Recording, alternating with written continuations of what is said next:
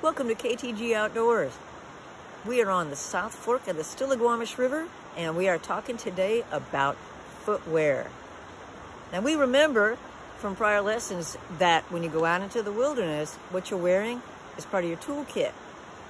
Your feet are an important part of what you bring out into the woods, and so you want to make sure that the tools that you have relative to your feet are the appropriate ones for the activity. You don't want to come out in the snow and the mud and be wearing essentially slippers, which is your tennis shoes. You do not want to go on a hike and wear something that's so light that you're going to be uncomfortable. So there's a reason for the footwear, there's a reason for the soles, and there's a reason for the amount of support that they give your feet. I brought 4 items of footwear that I wear. Yes, I have large feet for my size. I'm 5'11", and my feet are size 8. And they're not wide, they're not narrow. Anyhow, this is what I wear when I'm driving up, and then the next time you'll see them probably won't be until I'm getting ready to go to bed because they're so light. And that's my tennis shoes, my sneakers. These are regular old New Balance. I use New Balance because I've used them forever, and they're super good quality. I will not use Nikes, ever. You notice that these guys have Vibram soles. It's actually pronounced Vibram or Vibram, and because I've mispronounced it as Vibram my whole life, I can't do it. I can't pronounce it properly. It's Vibram, but the guy who made them is named Vittorio Bramani. That's why they're called Vibram or Vibram soles. Anyway, everybody calls them Vibram, so whatever. But if you hear them called Vibram, you'll know that somebody knows what they're talking about, or maybe that they just want to be really pretentious. Anyway, it's like glue on the bottom of your feet. I could walk out into the river right now with these things, and honestly, other than the fact that I probably shouldn't be walking out in the middle of the river in my tennis shoes, these are going to stick to those wet rocks. That's what Vibram soles do. So even on the street, even walking in the campground, these Vibram soles are going to help you out. They're going to stick.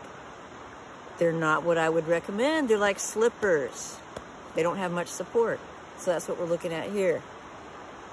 Very low on the ankle, way below the ankle, as sneakers are supposed to do. They're very light. You don't want to know that these are on your feet too much. These are for driving up, wearing in the campsite if you're not walking around, and maybe for the tent at night. I would not recommend wearing your sneakers really for anything else. They're just not serious shoes. I love them for playing around when I'm home. These are not serious shoes, and the reason for that is they got good Vibram soles, but they're not meant for traction. These aren't meant to get you up the trail, and they don't have much support for your ankle. So these are play around. These are slippers, mountaineer slippers.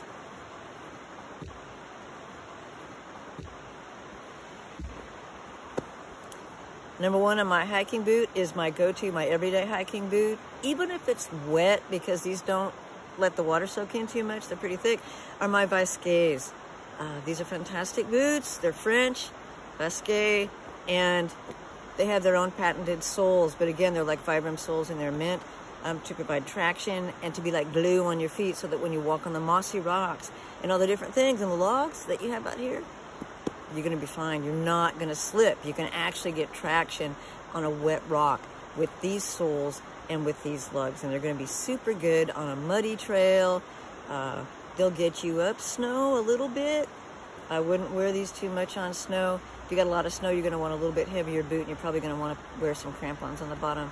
But for 90% of my hiking around here, as long as I'm not carrying a ton of weight, I've got my basic pack on, these will be fine. These are good soles, and these will get you up the trail. The next thing we look at is the amount of support you get for your ankles. These are going to be nicely over your ankles, and they lace up very comfortably and very tight because you want them super tight, and they're going to hold your ankles no matter how much weight is on them or what's pushing around them, because you're moving in different directions.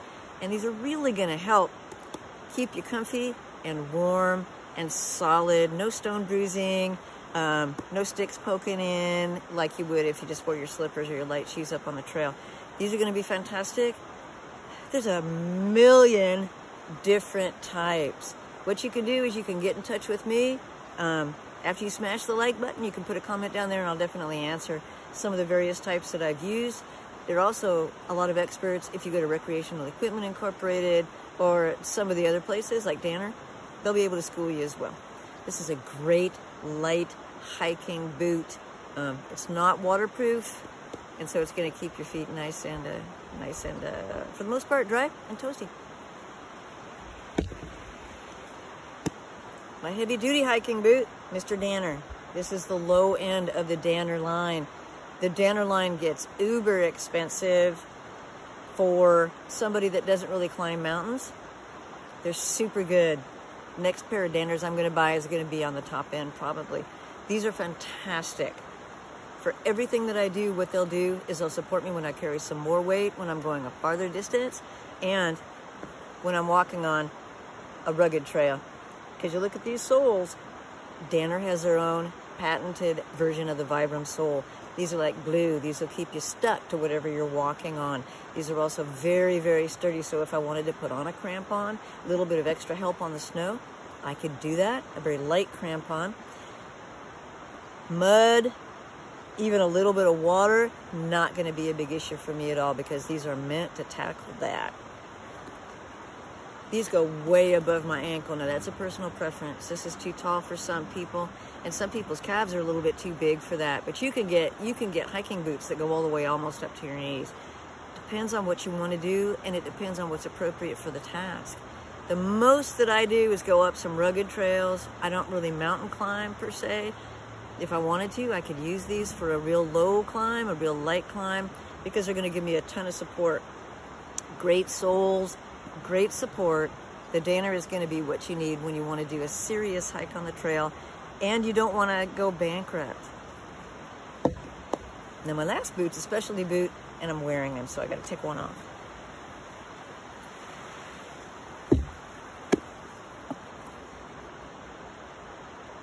Meet Miss Boggs. Boggs are Wisconsin farm boots, and they're some of the best boots I have ever worn, ever. You can see that they're designed to be completely waterproof. The soles are designed to walk around barnyard muck. They're fantastic for the Pacific Northwest, walking around in the muck of your yard, the muck of your campsite. These are not designed for hiking. They aren't designed for walking. They aren't designed for doing anything but keeping you warm and dry in a farmyard environment. I used them in a nursery when I worked in a nursery because otherwise your feet get soaked when you're watering everything. They're designed to be waterproof. Neoprene on the inside, you can walk in the middle of the river in these things when you're just playing around the campground, and you can get water all the way over your boot and it'll fill the boot, and it doesn't make a bit of difference because the neoprene, which is what scuba divers wear, that's what wetsuits are made of, it keeps your feet warm even though it's absolutely soaking wet, and it will keep it warm until you can get back and get some dry socks and get some other stuff on. That's what these are designed to do. These are fantastic if it's wet. If you go to the beach and you're not going very far and it's pouring down rain, these are fantastic boots.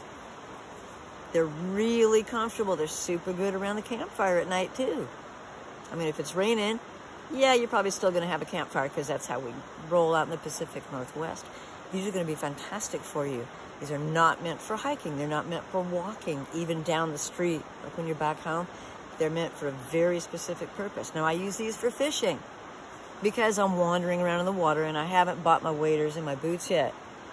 About 3-4 weeks ago, I was walking across the river in these lovely things.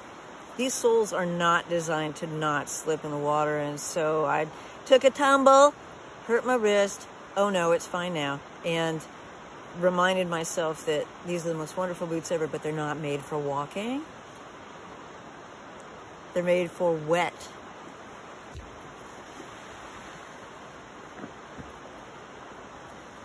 The wilderness is so much fun if you pay attention and plan a little bit before you go.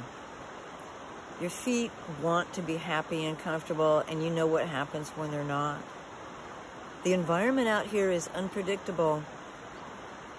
What you can do is you can hedge your bets. You can minimize your risk of having an uncomfortable, sore feet by studying a little bit about the boot types and the things that you want to do, talking to some people who have more experience until you get some, and then saving your money and spending absolutely as much money as you can afford on at least one good pair of hiking boots. You can just wear those into the ground. Their legacy, their lifetime. So these are the things you want to consider. Right boot, right shoe for the task. Spend as much money as you can. Understand the soles, what they're designed to do. Understand the support, what it's designed to do. Set yourself up for success and come out and join me in the great outdoors. I'll see you next time.